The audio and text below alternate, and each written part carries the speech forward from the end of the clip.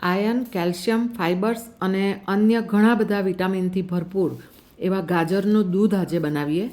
શિયાળાની મધુરી ઠંડીની મોસમમાં આ ગરમ ગરમ અને સ્વાદિષ્ટ એવું ગાજરનું દૂધ બાળકોથી માંડીને મોટાઓ તેમજ વડીલ વૃદ્ધોને પણ ખૂબ જ ભાવશે. તો બનાવવાની શરૂઆત કરીએ. નમસ્કાર, હું કલ્પના અજય નાયક. મારા કિચનમાં આપ સૌનું સ્વાગત છે. આ રીતે સરસ જ્યુસી, તાજા અને દળદાર તથા લાલ ગાજર લીધા છે અને એને પાણી વડે સારી રીતે પહેલાં ધોઈ લઈશું અને ત્યારબાદ આપણે છીણીને કપમાં ભરવાના છીએ. એટલે તમે એ રીતે ગાજર લેજો અને પીલર વડે છાલ ઉતારી લઈશું અને સાધારણ મોટા હોલવાળી છીણી આ રીતે લેવાની અને એના વડે આપણે ગાજરને છીણી લઈશું. હવે ગાજરનું દૂધ બનાવવા માટે જાડા તળિયાવાળું પાન ગેસ પર મૂક્યું છે. એમાં 1 ટેબલ સ્પૂન જેટલું દેશી ઘી લઈએ અને ઘી ગરમ થાય એટલે પાનને આ રીતે ઘીથી ગ્રીસ કરી લઈએ અને ત્યારબાદ આપણે જે ગાજર છીણીને તૈયાર કર્યા છે એ કપમાં માપીને લઈએ. તો આ 1 કપ ગાજર છે. આ રીતે થોડી મોટી છીણ કરી છે અગાઉ કહ્યું તેમ. આ બીજો કપ ભર્યો અને લાસ્ટમાં અડધો કપ એટલે કે 1/2 કપ ગાજરની છીણ લીધી છે અને ગેસની ફ્લેમને મીડિયમ રાખીએ અને 2 મિનિટ ગાજરને સાંતળી લઈએ. મેં બાજુના ગેસ પર 2.5 લીટર જેટલું દૂધ લઈને ગરમ કરવા પણ મૂકી દીધું છે. દૂધનો એક ઉભરો આવશે એટલે ગેસને હું બંધ કરી દઈશ.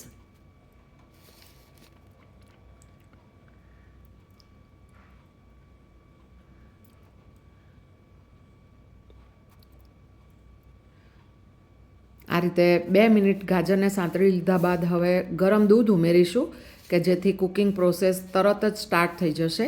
અને આ ફૂલ ફેટવાળું દૂધ લીધું છે. તમે કોઈ પણ દૂધ તમારા ઘરે લેતા હો એ લઈ શકો. હવે ગેસની ફ્લેમ થોડીવાર હાઈ રાખીશું અને તવેથા વડે હલાવતા જઈએ એટલે ગાજરની છીણ આ દૂધ સાથે સરસ રીતે કૂક પણ થતી જશે.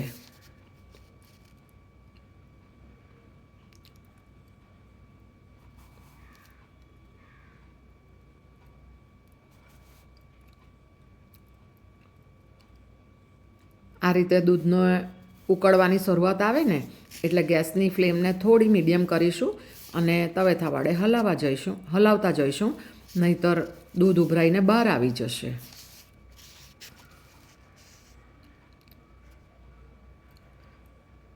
ગાજરને કારણે જુઓ કલર પણ સરસ આવવા માંડ્યો છે. હવે 12થી 15 જેટલા કાજુને મેં 2 કલાક પહેલાં પાણીમાં પલાળી રાખ્યા હતા. તો કાજુમાંથી પાણી નિતારી લઈશું અને એને મિક્સર જારમાં લઈએ.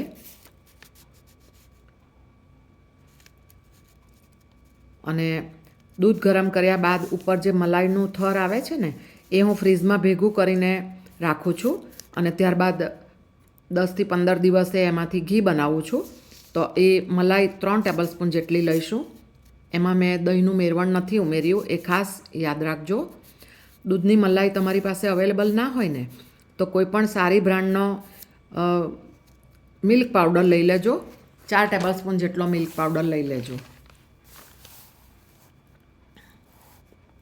હવે 1/4 કપ દૂધ ઉમેરીશું અને બારીક પેસ્ટ બનાવી લઈએ. અને આ સ્ટેપ કરવાથી ગાજરનું દૂધ જે આપણે બનાવવાના છીએ એ ઘટ અને ક્રીમી પણ બનશે. બીજી બાજુ દૂધ ઉકળી રહ્યું છે તો આ રીતે એને હલાવતા જઈશું.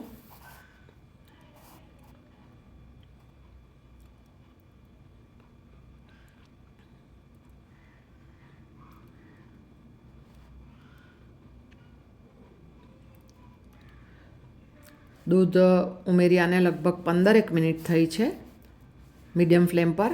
તો દૂધ ઉકળીને એનું લેવલ પણ ઓછું થયું છે. તો આ સ્ટેજ પર આપણે જે કાજુ અને મલાઈની પેસ્ટ કરી લીધી છે એ ઉમેરી દઈશું અને ફરીથી તવેથા વડે હલાવતા રહીએ.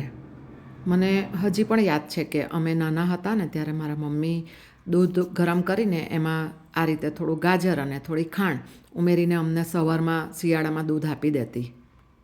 હવે આ રીતે ઉકળતા દૂધમાં મલાઈનું પાતળું લેયર પણ આવે એ અલગ કરતા જઈએ અને દૂધની અંદર મિક્સ કરતા જવાનું, જેનાથી પણ ગાજરના દૂધની થિકનેસ વધશે.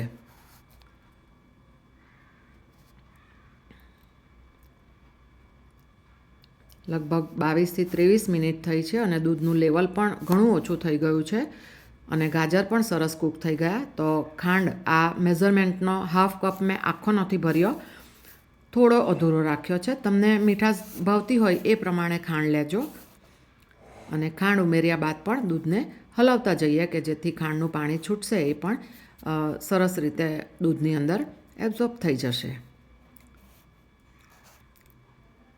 તમને નજીકથી બતાવું છું. હવે દૂધની થિકનેસ પણ સરસ આવી ગઈ છે. ખાંડ ઉમેર્યા બાદ લગભગ 7 થી 8 મિનિટ ઉકાળ્યું છે.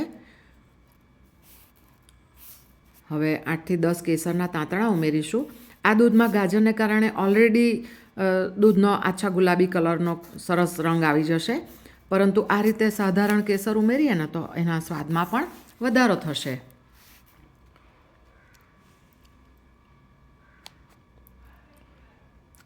બે મિનિટ બાદ હવે આપણે ગેસને બંધ કરી દઈશું અને 10 થી 12 ઇલાયચીને ક્રશ કરીને પાવડર કર્યો છે એ ઉમેર્યો અને ડ્રાયફ્રૂટ ઉમેરીશું. ડ્રાયફ્રૂટ તમને જે પસંદ હોય ને એ ઉમેરી શકાય.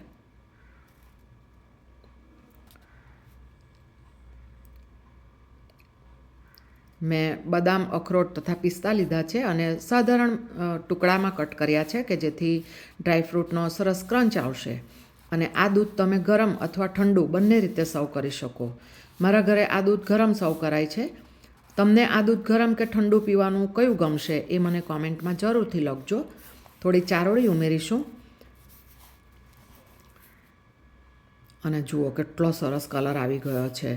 તો હવે ગરમ ગરમ દૂધનું સર્વિંગ કરીશું અને ઉપરથી થોડા ડ્રાયફ્રૂટ્સ, ચારોળી, કેસર અને રોઝ પેટલથી ગાર્નિશ કરીશું.